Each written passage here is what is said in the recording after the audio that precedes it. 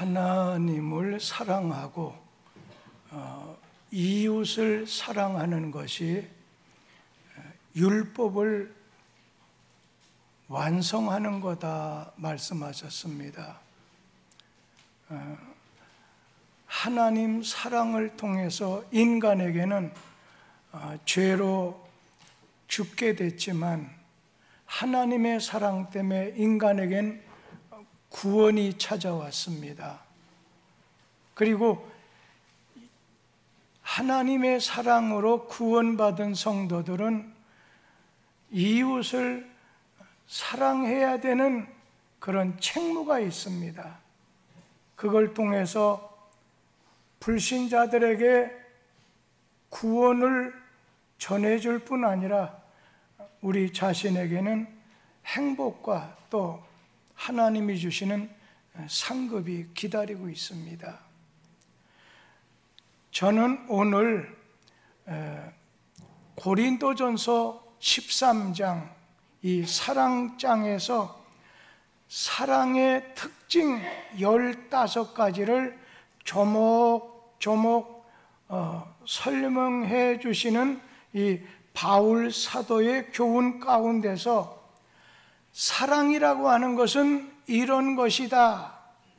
그래서 사랑은 오래 참고 사랑은 온유하다. 사랑은 이런 것이다. 또 반대로 사랑은 이런 것이 아니다 해서 고린도전서 13장 4절 중간 이하에 보면 사랑은 시기하지 아니하며 사랑은 자랑하지 아니하며 교만하지 아니하며 무례히 행하지 아니하며.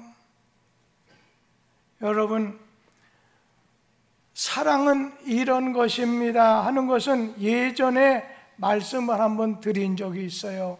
그런데 오늘은 사랑은 이런 것이 아닙니다 하는 것을 좀 말씀을 드리려고 합니다. 성경은 너의 인생 가운데서 사랑이 빠져버린다면, 사랑이 없다고 한다면 남는 것이 하나도 없고 존재 가치도 없어지게 되고 너의 삶이 무가치한 삶이 된다 말씀하고 있어요. 그래서 고린도전서 13장 1절에 보면 사랑이 없으면, 또 2절에도 보면 사랑이 없으면, 3절에도 보면 사랑이 없으면, 사랑이 없다는 말이 3번 나오게 되는데, 오늘 자기 자신을 좀 대단하다고 생각하는 사람이 오셨는지 모르겠지만 사랑이 없으면 주님이 보실 때는 전혀 가치가 나가지 않는 껍데기 인생이 되고 만다는 것을 성경은 말씀해 주고 있습니다. 인생길에서 사랑을 실천하는 그런 삶만이 가치가 있고 보람이 있고 행복한 삶이라는 거예요. 저는 오늘 사랑은 이런 것이 아닙니다라는 말씀으로 첫째로 사랑은 시기하지 아니하며 사랑은 시기 질투하지 않는다는 얘기입니다. 여러분, 시기한다는 말이 무슨 말인가요? 투기한다, 그리고 질투한다는 뜻입니다. 우리 인간이 이 땅에 존재하는 가운데 최초의 범죄가 무엇인가요? 아담 하와가 선악과를 따먹은 그 가운데서 피조물 인간이 창조주 하나님과 같아지겠다고 하는 교만한 범죄가 인간이 지은 첫 번째 범죄라고 하면 두 번째 범죄는 뭐라고 생각해요? 아담의 아들 가인과 아벨이 있습니다. 가인과 아벨은 형 동생 사이인데 가인이 동생 아벨을 살인한 사건, 시기와 질투로 인해서 벌어졌던 사건입니다. 내용인즉 형 가인이 자신의 하나님께 드리는 예배는 거절이 됐어요. 그런데 아벨이 드리는 제사는 하나님께서 연락해 주셨어요.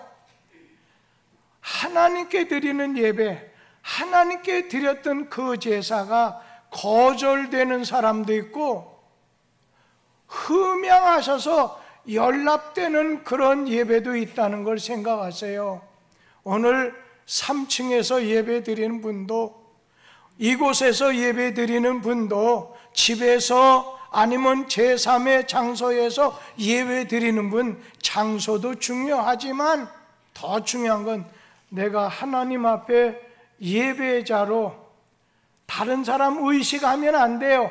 하나님 앞에 예배자로 섰는가, 아니면 예배 드리는 것을 구경하는 사람으로 앉았는가, 그리고 하나님 앞에 내 자신이 공연자로서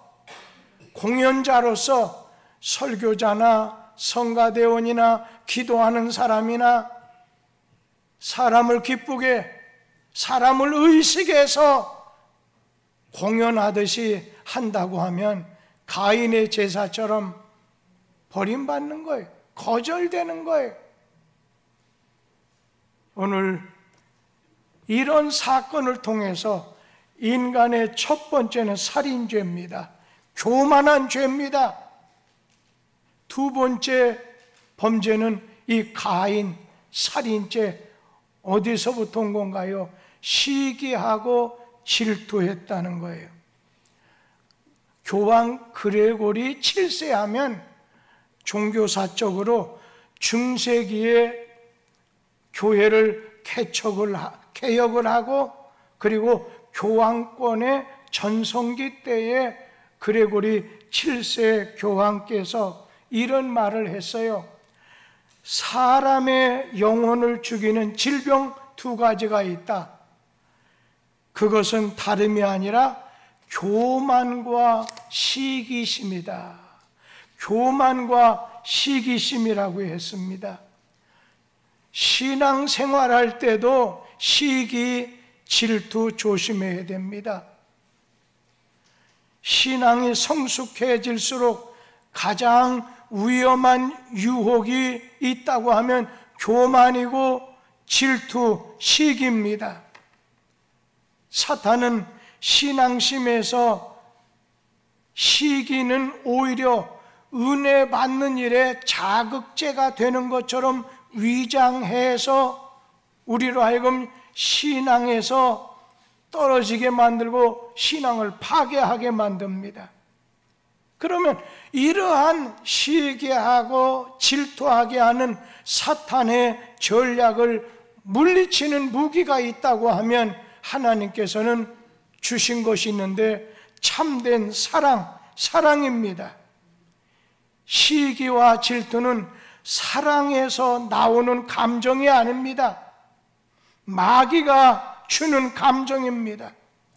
시기와 질투는 사랑해야 없어지고 사랑해야 물리칠 수 있는 감정입니다. 진정으로 사랑하면 사랑하는 사람이 잘 되기를 바라고, 잘 되면 아주 더 기뻐하게 되는 거죠. 사랑하기 때문에 시기하고 질투하는 분이 있다면 그것은 반대로 사랑하지 않기 때문에 그런 줄 알고 진심으로 사랑을 바로 해야 된다는 겁니다.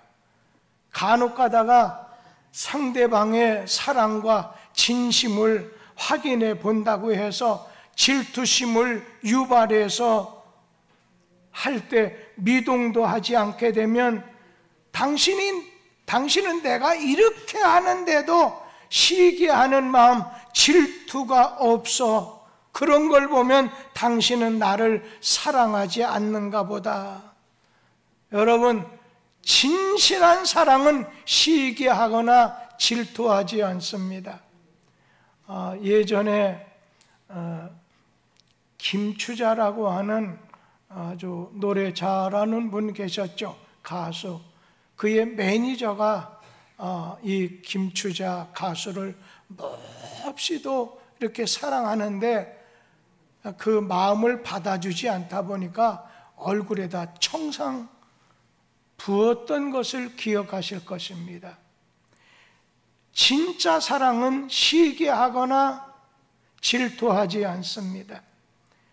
시기, 질투가 생겨났다고 하는 까닭은 내가 상대방을 사랑하는 것이 아니라 상대방을 미워해서 생겨나는 악한 감정이 된다는 겁니다.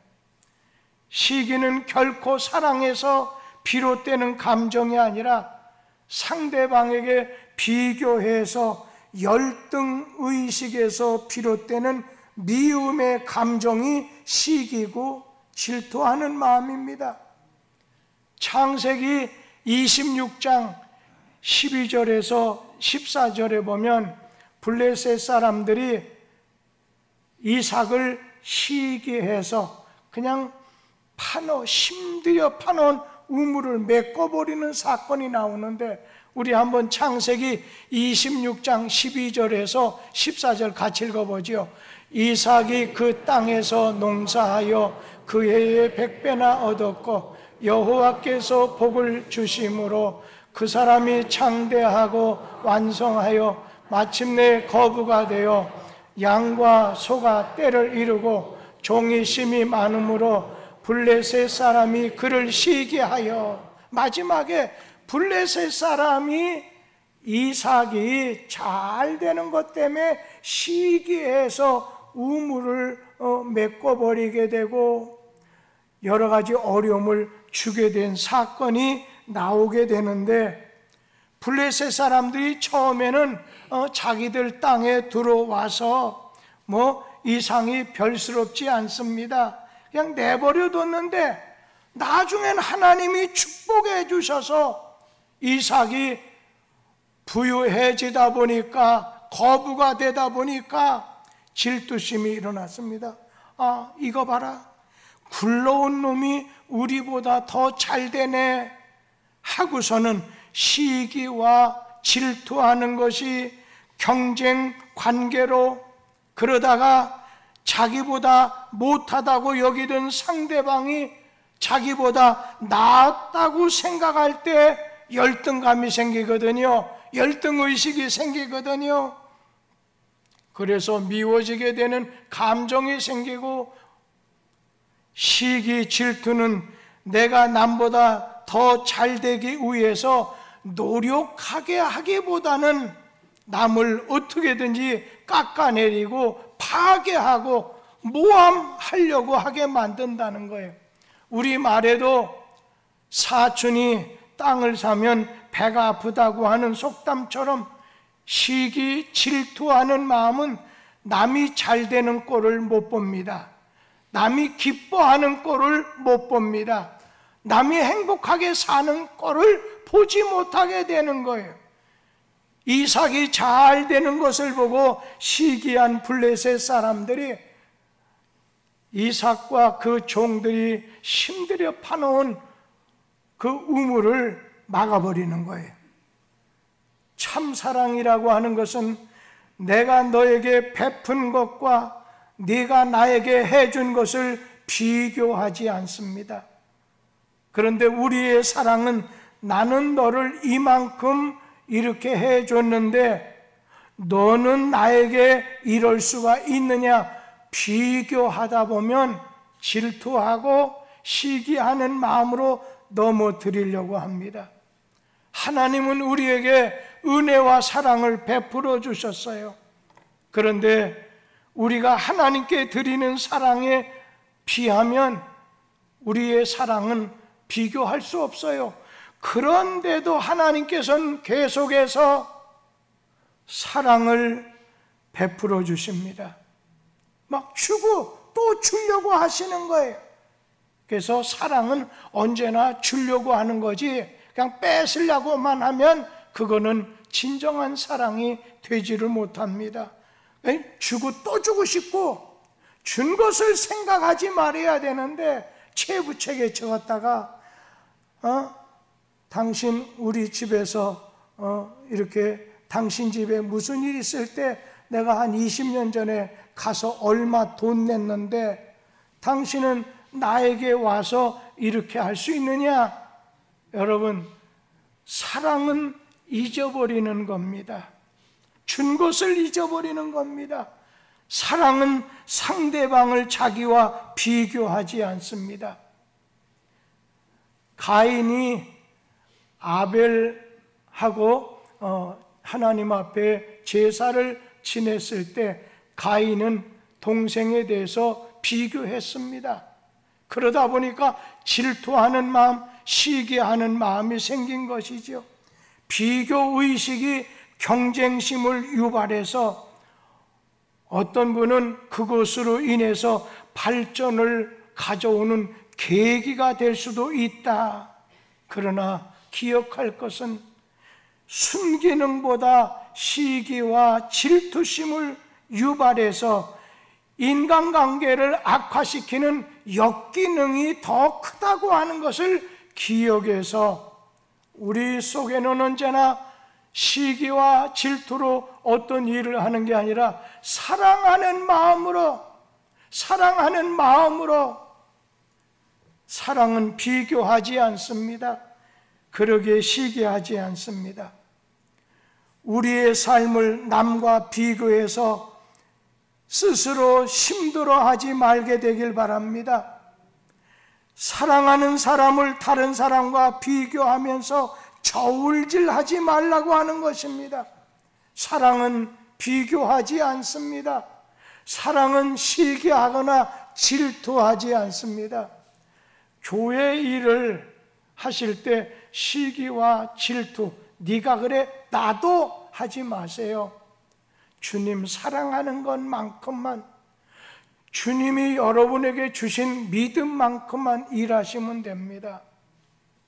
제 마음속에는 가장 가까운 사랑 가운데 그 말을 차마 아직도 못했습니다.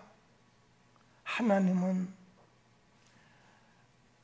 교회 일이건 사회 일이건 자기 일이건 일 많이 하는 마르다보다도 그 동생 하나님 말씀 듣기를 좋아하고 예배 드리기를 좋아하는 마르다만큼 좋아하지 않는단다.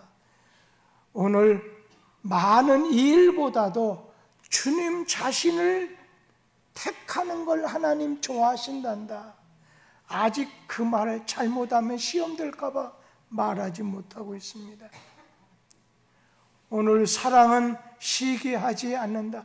사랑은 이런 것이 아닙니다. 시기하는 것이 아니라는 겁니다. 질투하는 것이 아니라는 거예요. 그러면서 사랑은 자랑하지 아니하며, 사랑은 자랑하는 것이 아닙니다. 자랑하는 것은 사랑이 아닙니다. 사랑은 자기 자신을 자랑하지 아니하는 겁니다 라고 해석할 수 있습니다. 여러분, 자랑이라고 하는 말이 무슨 말인가요? 자기의 어떤 것을 드러내는 겁니다. 이게 자랑입니다. 어떤 사람이 아주 좋은 비싼 그런 구두를 신고서 자랑하느냐고 이렇게 왔다 갔다 하는데도 아무도 봐주지를 않습니다. 그러다 투덜대면서 하는 말이, 오늘은 사람들이 왜 하늘만 쳐다보는가? 땅도 좀 내려다보고 가지? 오늘 그렇게 말했다는 거예요. 어떤 분은 좋은 새 차를 사고서 괜히 그냥 바깥에 나가면서 사람들이 이 차를 봐주는가? 사람은 누구나 자랑하고 싶은 마음이 본능적으로 있다는 거예요. 누군가에게 자신을 자랑함으로 내 존재에 인정받고 싶은 욕구가 있다는 거예요. 그리고 또 한 가지는 내가 누구를 사랑하면 자랑하고 싶은 거예요. 사람들이 하는 자랑 중에 가장 많은 자랑은 자식 자랑입니다. 어느 때는 목사님 손자 자랑하고 싶죠. 먼저 돈 내고 자랑해요. 그러니까 저희 집에도 하나 이렇게 손자가 있다 보니까 아주 사랑스럽죠. 그러니까 저는 그렇게 별로 말았는데 저희 집사람은 만나면 동네방네 떠나가라고 자랑을 합니다. 오늘 어떤 분은 자랑할 것도 아닌데 아주 신나게 자랑하는 분이 있어요. 참 저분은 무얼 먹고 저렇게 자랑하는가? 왜요? 사랑하니까. 어떤 분은 자식을 걱정하는 듯 말씀하는데 듣다 보면 저게 자랑하고자 하는 거요, 저거 걱정하는 거요, 구분이 안 되는 경우가 있습니다. 왜? 사랑하니까.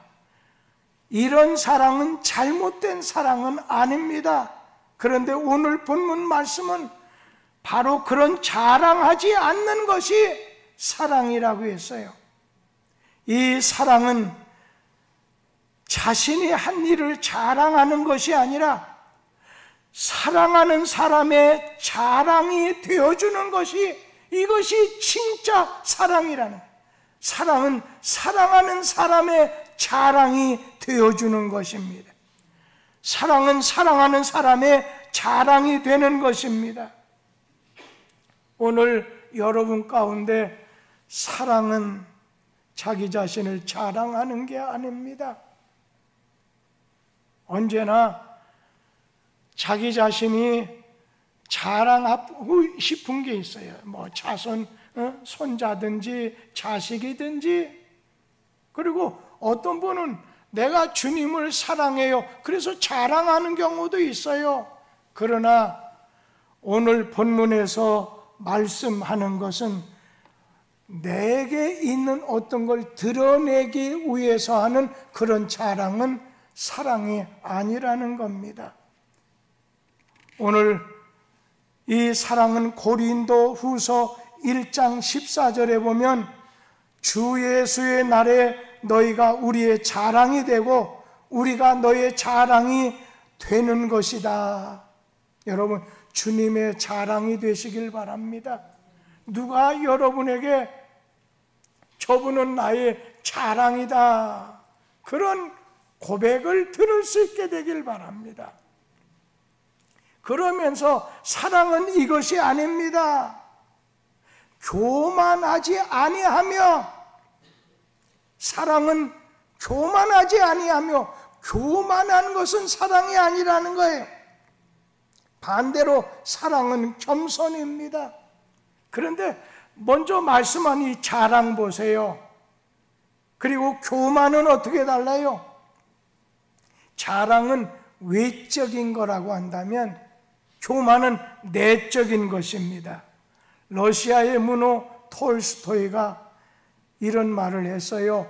겸손한 자는 온유와 사랑을 무기로 삼지만 교만한 자는 폭력과 비난을 무기로 삼는다.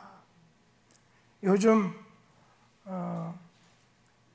러시아하고 그 주변에 있는 나라가 싸우는 것을 이렇게 지켜보면서 한번 여러분이 답을 해보시기 바랍니다.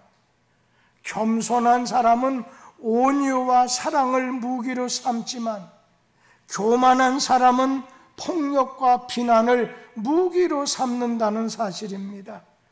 겸손할 줄 모르는 사람은 늘 다른 사람을 비난합니다. 다른 사람의 과오를 지적합니다. 그래서 자기의 욕정이나 죄가는 점점 커져가게 됩니다. 전원 교영학과 또 좁은 문이라고 하는 글을 쓰신 앙드레 지드라고 하는 분은 이런 말을 했습니다. 겸손은 천국문을 여는 열쇠고 교만은 지옥문을 여는 열쇠다라고 했습니다. 오늘 성 어거스틴은 신앙의 요건은 첫째도 그리고 둘째도 겸손, 셋째도 겸손이다. 겸손해야 예수님을 만날 수 있다는 겁니다. 20년 전 됐을 거예요. 미국 기독교계에 충격적인 뉴스가 하나 전해져서 우리도 전에 들은 그런 시간이 있을 겁니다.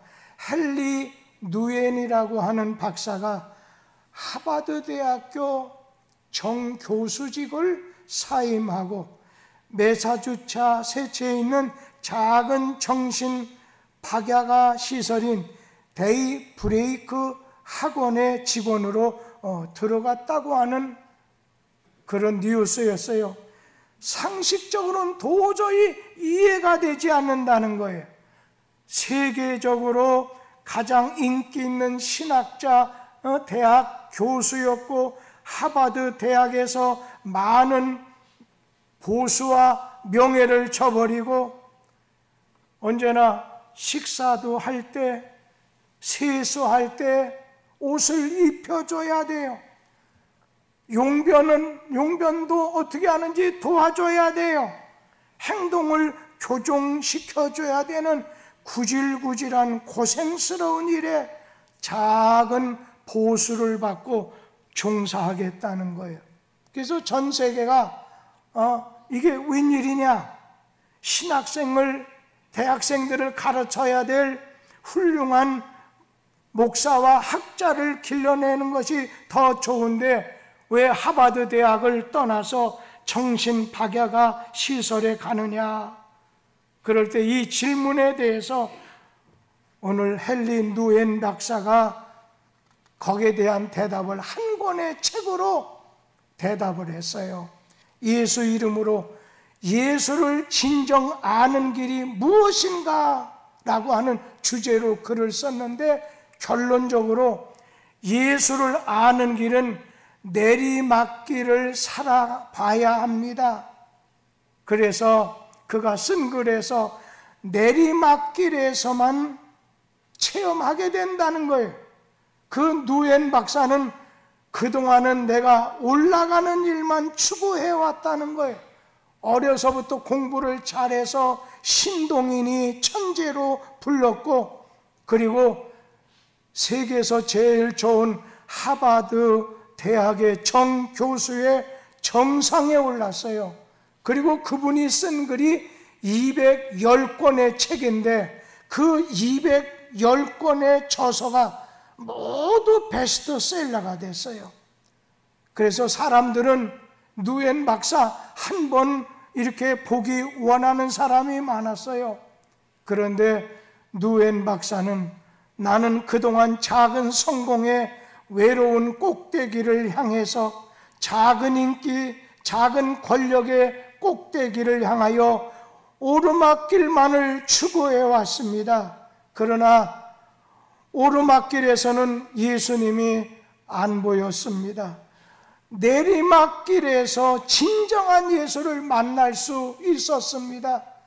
그 예수를 만나다 보니까 바울처럼, 바울은 아예 큰 자라고 하는 사울을 내버려 이름을 바꿨어요. 바울로 이름을 바꾸면서 나는 죄인이 아니라 나는 죄인 중에 괴수. 햇빛이 이렇게 비칠 때 작은 분자 보일 수 있지요. 우리 자신이 내 자신이 이렇다 할 때 그러나 주님의 빛 앞에서 보니까 내 모습에 진한 먼지 같은 것이 떠다니거든요. 오늘 그래서 바울도 누엔 박사도 이제 남은 생에는 주님을 위해서 내가 살도록 해야 되겠다. 얼마 전에 돌아가신 행성의 김한나 전도사님이 우리는 별스럽지 않은 노인이다 말할지 모르지만 한 교단, 침례 교단에서는 그분은 최고의 앞장선 사람으로 기억을 해줘요. 여러분, 우리 자신은 그동안은 내가 자식을 위해 살았지만 70 넘어 얼마 남지 않은 나의 삶은 주님을 위해서 살겠다. 이것이 성공의 정상만 바라보는 사람에게는 도저히 이해가 되지 않아요. 그러나 바울처럼, 헨리 누엔 박사처럼 내려가는 길, 내리막길을 통해서 예수를 만나게 됐을 때 그때는 예수를 위해서 살겠다는 고백이 나오게 되는 것이죠. 저도 신학교 다닐 때 그분의 책을 좀 읽었는데 안드레 머레이라고 하는 사람의 겸손이라는 책, 기도라고 하는 책이 아주 너무 좋았어요.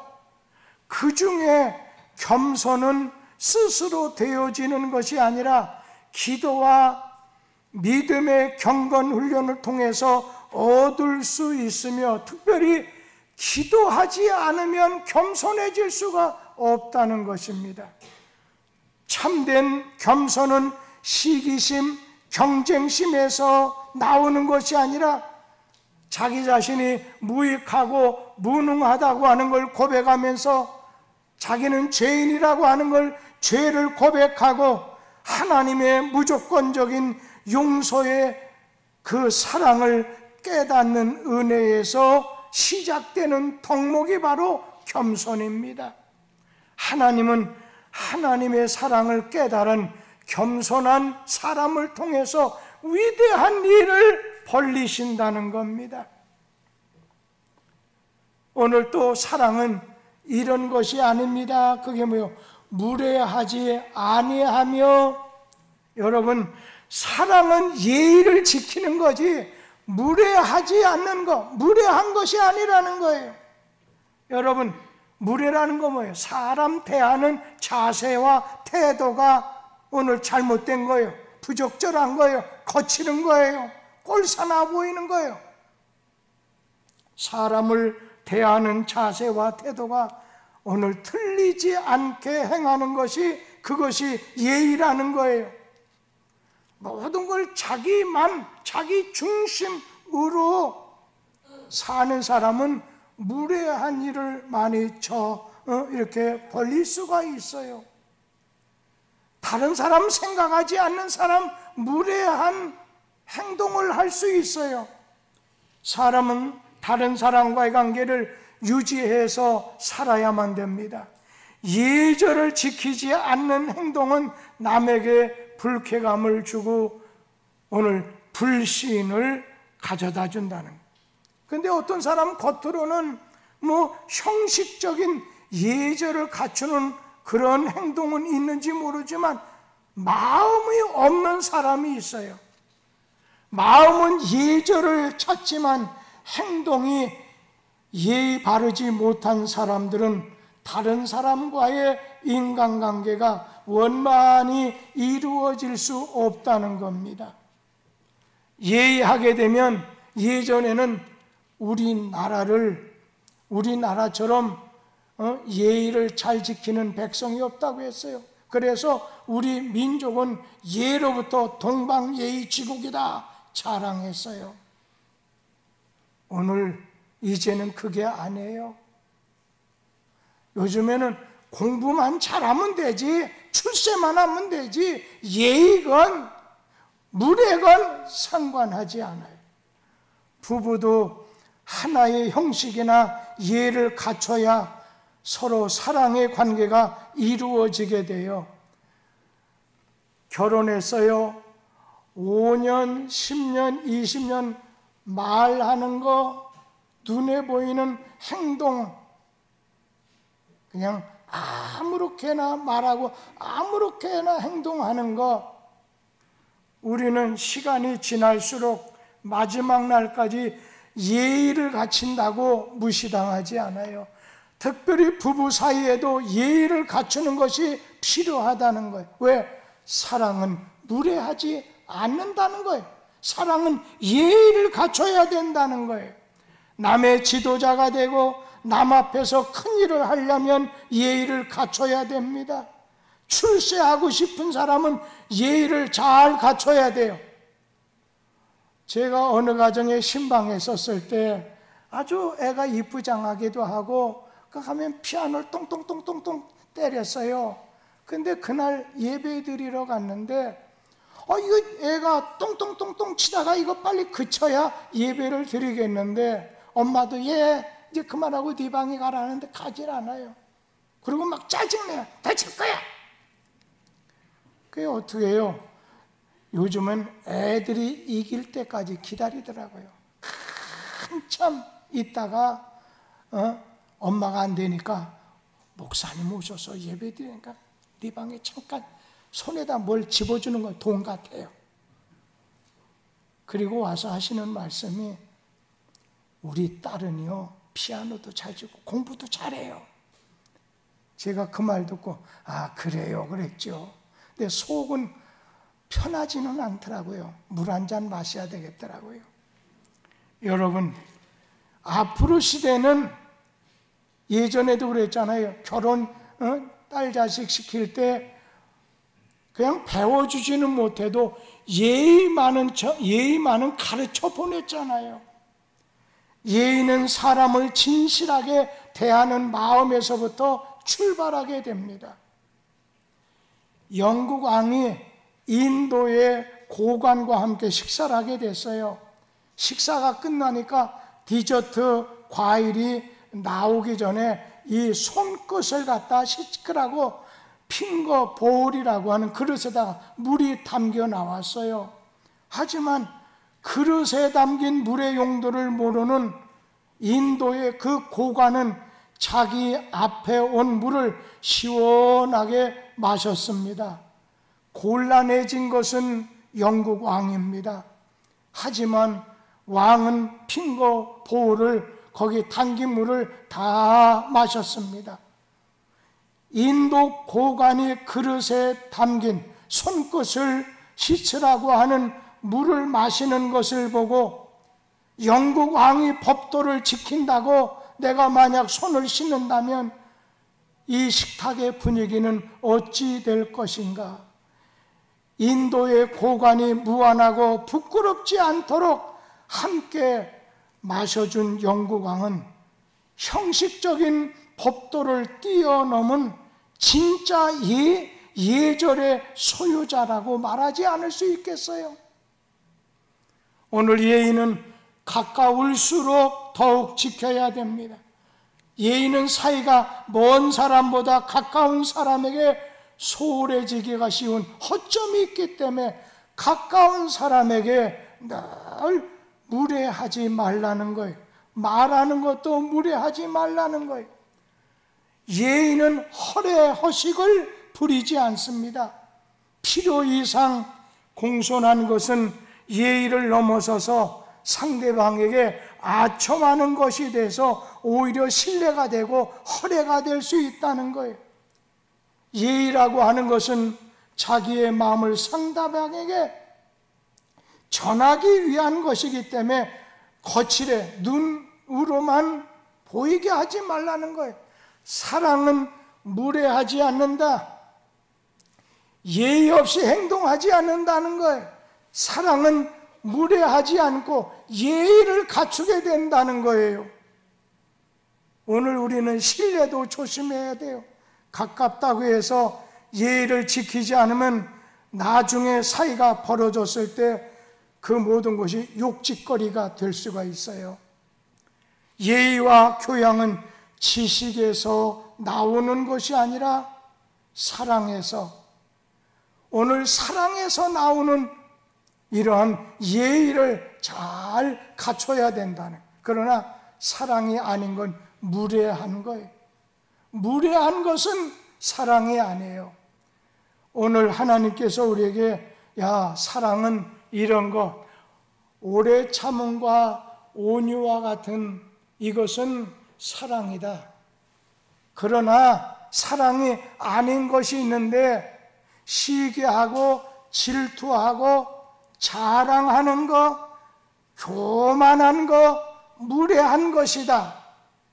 여러분, 우리는 하나님께 받은 그 사랑 가지고 하나님께 예의를 갖추세요.